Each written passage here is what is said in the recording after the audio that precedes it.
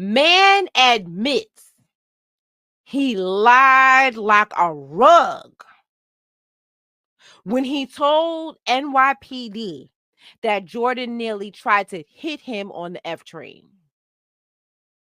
He lied like a rug. Okay, let's read.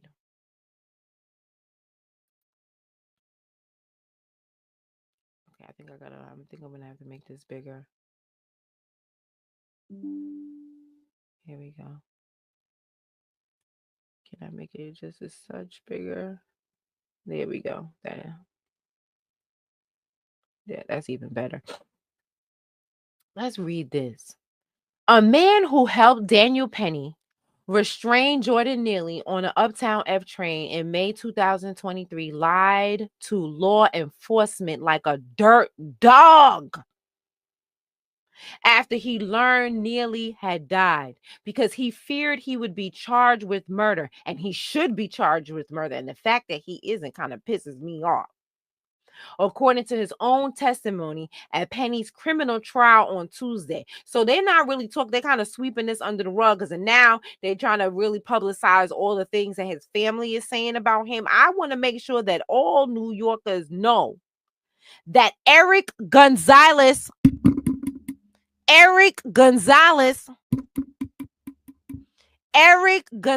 see why I want to separate these numbers? Where is the black and brown? Where is the black and Hispanic? Whatchamacallit? The Hispanic sat here and held him down along with the white oppressor to kill Jordan Neely and then lied to the police about it. And the police had to, let me read. Eric Gonzalez told the police that and prosecutors in his initial interview that he was on the subway with Neely and Penny. Gonzalez said Neely had tried to hit him, and that's why Penny was restraining Neely. He also told law enforcement that after he and Penny had let go of Neely, he asked Neely if he was okay, and he was okay, and Neely responded, yeah. You see the lies? You see the lies and fabrications? All of those details were made up, Gonzalez told jurors in a packed Manhattan courtroom. He bowed his head as an assistant district attorney, Daphne Yoren, questioned him about the lies and about why he had fabricated such a story. I was trying to justify my actions for me having my hands on him, he said. Penny is on trial for manslaughter and criminally negligent homicide charges for a chokehold prosecutors say started with good intentions but went way too far. It never started with good intentions. Let me tell you something. It never started with good intentions. We just had two crazy stabbers in a week. And nobody murdered them. They weren't black either. Matter of fact, let me see if I can find it. My computer is going mad slow, but I'm going to see if I can find it. Stabbing and killing 3 people. 51-year-old Ramon Rivera was not in court today due to a mental health evaluation. Tonight, the victim's family is telling Derek Waller Rivera should have never been out on the street in the first place. A mother's tears mixed with the rain here on West 19th Street. Mercedes Lata flew here from Ecuador to mourn the sudden and tragic loss of her son, 36-year-old construction worker Angel Gustavo Lata Landy. He was working on this very street and sending money home to pay for her cancer treatments. No tengo palabras que decir. In Spanish, she said she was at a loss for words after just speaking with him Sunday night. On Monday morning, police say 51-year-old Ramon Rivera stabbed at random before killing 2 more people. A grand jury indicted him Friday. Okay, so he killed 3 people. He will always live in my heart, his sister Berta says. Mournful but angry, Rivera was let out of jail in the first place. Nobody killed him. Sources tell us Rivera had been arrested in New York and New Jersey 8 times in the last year. Pleading guilty to attempted assault in September. But he was released from Rikers. So here is somebody who's actually wielding a weapon. He was wielding a knife around at people, waving it at people and stabbing people, and nobody killed him. Nobody put a chokehold on him for what I forgot how many minutes and restricted the oxygen from flowing to his brain. Okay.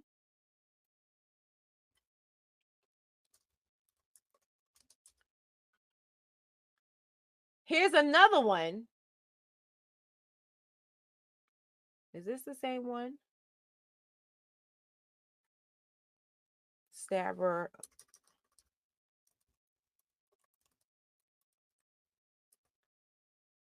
Because I think his mom, this other one, I think his mom turned him in. The other stabber. Let's see. Yesterday, they say for no apparent reason. Yep, this is it. Surveillance video shows that suspect running up behind a group of people on 86th Street near Columbus Avenue with what appears to be a knife in his hand.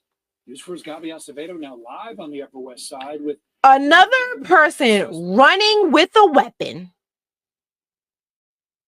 stabbing people. And once again, he was not killed. He was not restrained. He was not killed by anybody. He was not murdered on the street. And he actually had a weapon. Jordan Neely was hungry and complaining about being hungry and begging for money, and they killed him for nothing. So, like, when they sit there and talk about, oh, that he was trying to keep people safe. No, this is New York City. We see wild stuff all before we even get to work in the morning. I have seen homeless people, regular people do all kind of crazy stuff. We don't kill them in the train station. You don't make eye contact and you keep going. And you make it through your day. Okay. We don't sit there for somebody who doesn't live in New York. Okay, that could be threatening. But if you're a New Yorker, that's not threatening. He wasn't threatening anybody. And so when they sit there and they talk about, oh, that's why they had to do it. No. I'm just proving to you that just this week we had two white looking people, because you got Gonzalez. His name is Gonzalez, but he looked white, and I'm sure on his driver's license it says white. I'm sure it don't say Negro. So on his driver's license, I'm sure it says white. And the other one. I think he's Jewish. Hold on, let me see that name. Yeah, Zenberg. He's Jewish. His mama turned him in. So we got these two white people stabbing people, running around here stabbing people, and nobody did nothing to them. They were able to be taken in and given treatment and blah blah blah blah blah. But now you want to sit here and justify what you did to Jordan Neely? Absolutely not. Not on my watch. Not on my watch. Let's finish. Let's keep going. Penny is on trial. I basically want to read this whole article. Penny is on trial on manslaughter and criminally negligent homicide charges for a chokehold prosecutors say started with good intentions but went way too far. After Neely boarded the subway car, Penny was riding and yelling that he was hungry, thirsty, and willing to die or go to jail.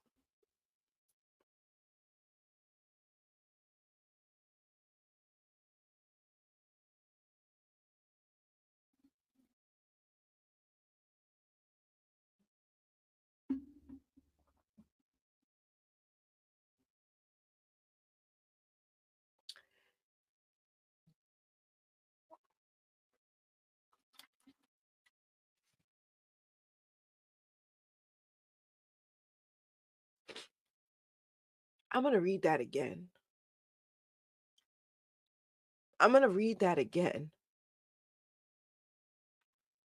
After Neely boarded the subway car, Penny was riding.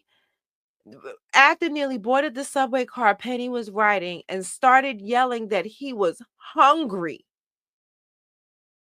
thirsty, and willing to die or go to jail.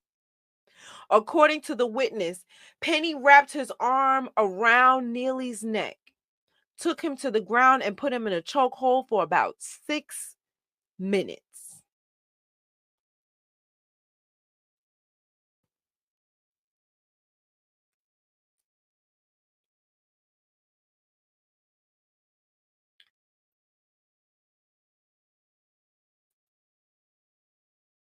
I'm going to play this video while I try to get myself together.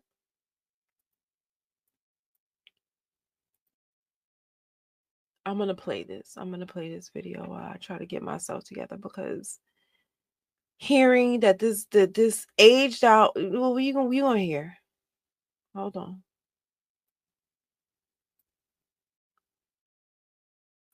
They grew up together as foster brothers. To Larry Smith, Jordan Neely was his big brother, best friend, and mentor. He would always tell me things that he would rather be alone than unhappy. Smith says the two were products of a broken foster care system. They first met after they were both placed in a foster care home in the Marcy houses years ago. Smith describes tough times and being moved from home to home over 4 years. 4 years of betrayal, rejection, 4 years of nervousness, 4 years of abandonment, 4 years of pain. Eventually, they both aged out of the foster care system. Smith and Neely both ended up homeless, living on the streets of the city. This is one way Neely would get money for food, impersonating Michael Jackson on the trains. I want to see a conviction, a charge. Smith and many others believe what happened to Neely could have happened to anyone battling mental illness and homelessness. Smith fears he could have ended up just like Neely, living on the streets. Now that his brother is gone, Smith says it's his life mission to get justice, not only for Neely, but for so many others. They grew up together. He is literally a child of the city. He was our child. You sitting there taking in the children of Mexico, the children of El Salvador, the children of China, the People's Republic of China, the children of Afghanistan, the children of Ukraine, but the children of New York City are hungry and homeless on the streets and without mental care. But they got new clothes, debit cards with thousands of dollars on it, and you let this boy slip through the cracks, and now y'all bet you won't. Mr. Bragg, you bet not let this killer go free. We will paint your office red. Matter of fact, I'm going to be honest with you. It don't matter what you do. We still going to get you out of there. And if the Democrats don't put nobody in there, then maybe we'll just paint your office red just because.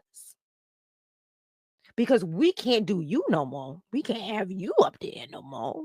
We can't have you at the reins. You're blowing it. Or you're doing what you're supposed to be doing. Anyway, you're not doing what the people want you to do. And since you need our votes,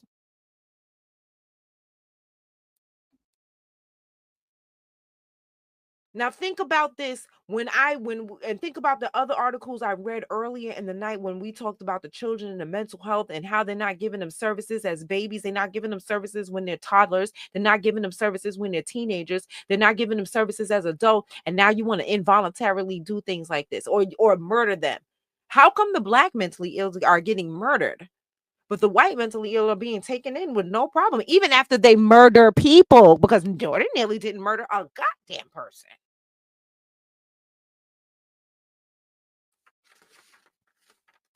Let's go back to the article. A video that captured several minutes of the encounter, including Gonzalez holding on to Neely's arms, became a Rorschach test, I don't know, for New Yorkers divided about whether it was ever appropriate for subway riders to take matters into their own hands when it comes to someone else's on the train posed a risk. He did not pose a risk. All you had to do was give him a sandwich.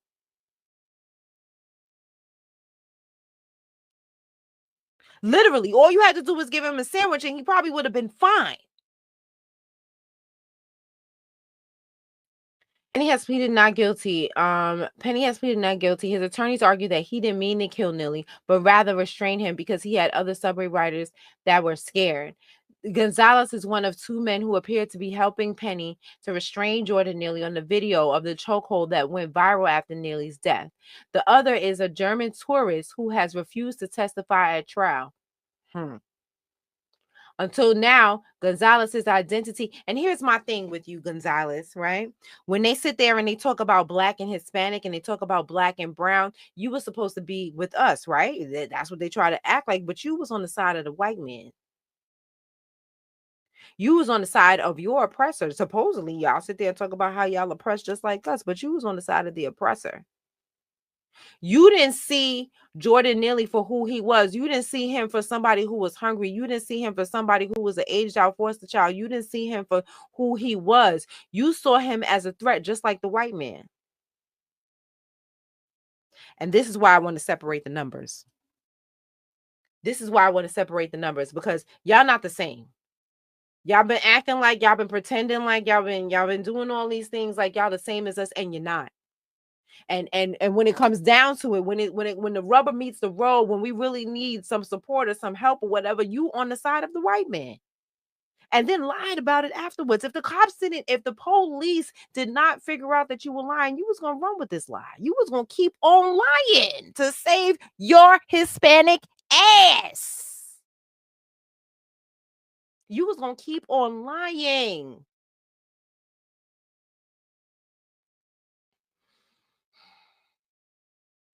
Gonzalez says he told the truth. Look, you were standing on the side of Daniel Penny, somebody who's from law enforcement and a German tourist, on top of a black man. And you think that I'm going to sit here and think that we have camaraderie together? No, we do not. I want these numbers separated. We are not the same. We do not see oppression the same. We do not see white people the same. We are not the same. So therefore, I don't want you in our numbers no more. I want to separate from you. I want the numbers to be aggregated separately from you.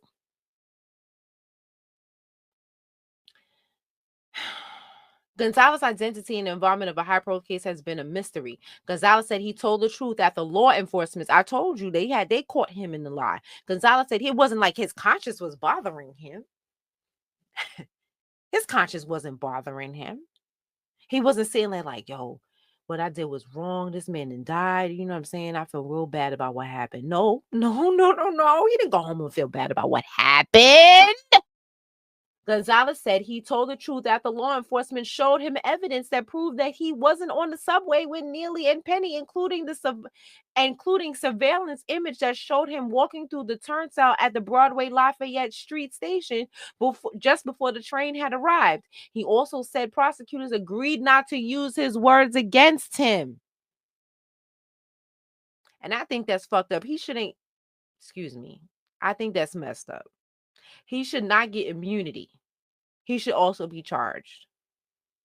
You did it. You held on. You held him down. You helped him hold him down. You didn't help. You should be charged as well. Why do you get to walk around here scot-free?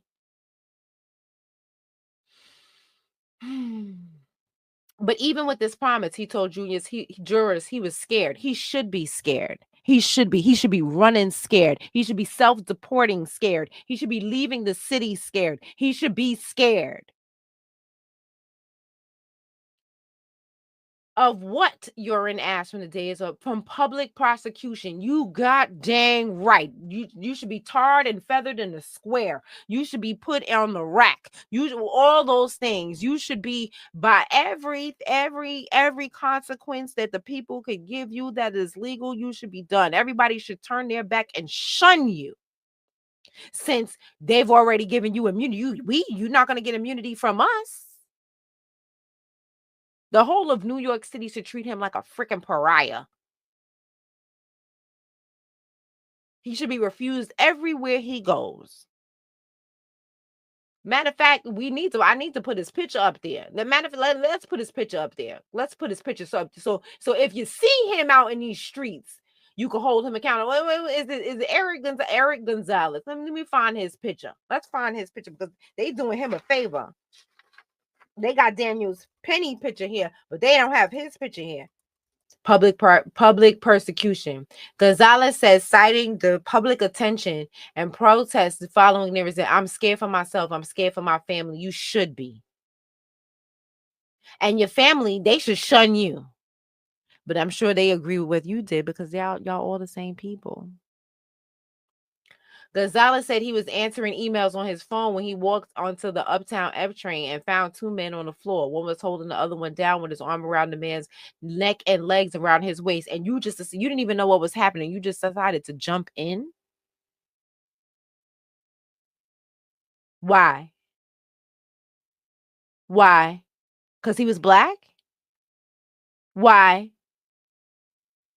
Gonzalez didn't know what was happening, he said, but he remembered people frantically yelling for someone to call the police, and he decided to grab Neely's arms. I jumped in and tried to help. Why? It's none of your goddamn business.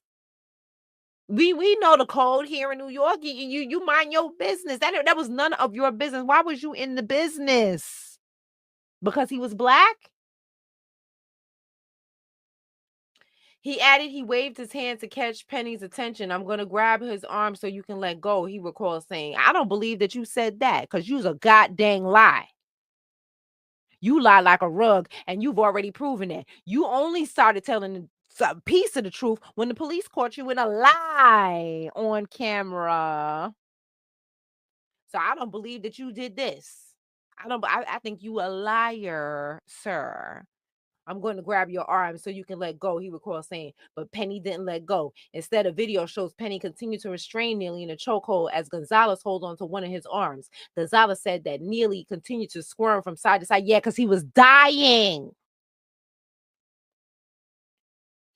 From side to side, and at one point broke his grip. So he put his leg over Neely's arm to help secure him. He said he grew frustrated as another man on the train told him and Penny to let go, but Neely might die. So somebody told him, even reminded him that y'all killing this man. And he kept on going.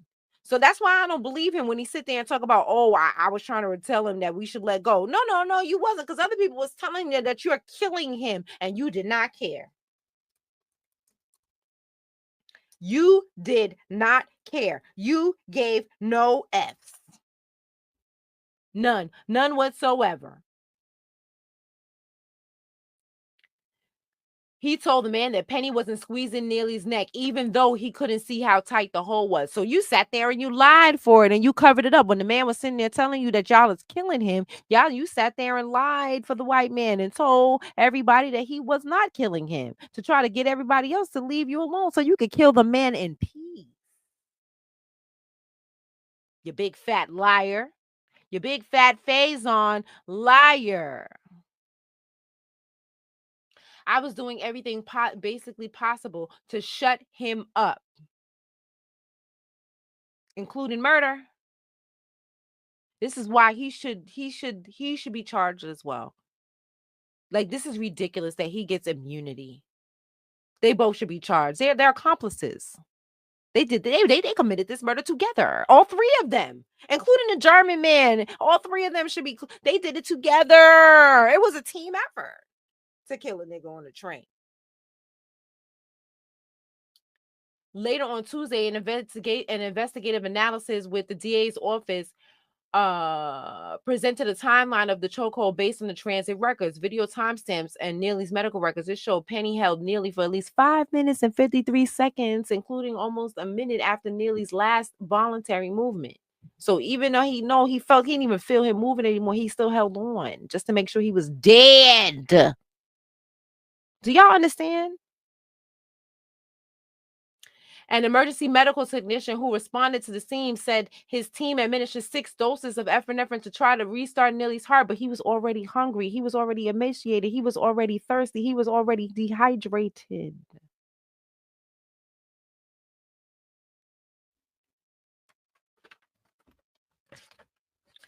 That's the end of that. So you already see, like I said, I don't think that Eric Gonzalez should be given immunity. He is a perpetrator. He is an accomplice, just like, and same thing with the German man. All three of those people need to be charged. I don't understand. Alvin, Mr. Bragg, why aren't you charging all three of these people? You don't charge nobody, so that's why we're going to paint your office red. Where is Peter with the red paint? This is what we need, Peter. Peter, just come throw red paint on him, because let him know what is going to happen to his office. Indulge your melanin with our Lift and Firm Body Cream Oil, now infused with the irresistible scent of mangoes. This isn't just skincare, it's a symphony of botanical treasures, each note resonating with purpose. I chose castor oil as the lead singer of this band, not only for its incredible skin healing properties, but also for soothing joints, cramps, and anxiety. The other members of the band promote firmness, suppleness, targeting cellulite-prone areas. This cream oil is the perfect addition to your skincare routine, lifting, firming, and brightening your skin.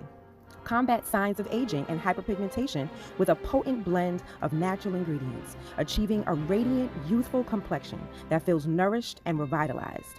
Your skin feels rejuvenated, hydrated, and incredibly soft.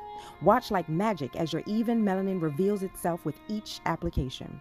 The natural mango scent, derived from real mangoes, adds a refreshing and tropical touch, making your skincare routine a delightful escape.